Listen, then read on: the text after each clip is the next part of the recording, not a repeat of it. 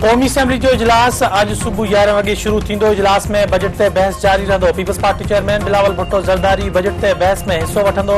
Peoples party तरफ़ां समूरनि मेंबरनि खे बिलावल भुट्टो जी तक़रीर दौरान ऐवान में मौजूद रहण जी हिदायत। वज़ीर आज़म शहबाज शरीफ बि ऐवान में मौजूद हूंदो।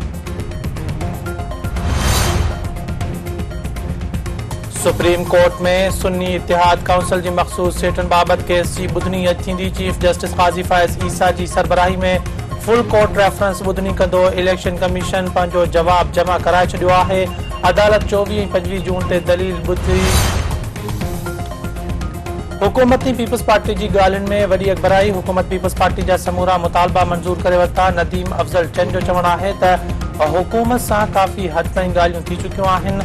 हाणे लिखत मुआहदे ते अमल बाबति ॻाल्हियूं कयूं पियूं वञनि। पंजाब जे मुआबलनि में गुंजाइश ऐं मकानी इदारनि जो मामिलो आहे।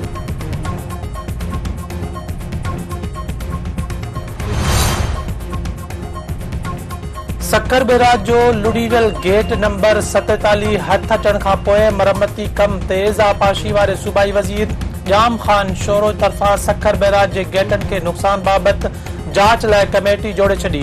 5 रुकनी कमेटी खे 1 महीने अंदर रिपोर्ट पेश करण जी हिदायत। कमेटी खे वाक़े जा सबब मालूम करण ऐं कोताही कंदड़ ऑफिसरनि जी निशानदेही करण जो हुकुम।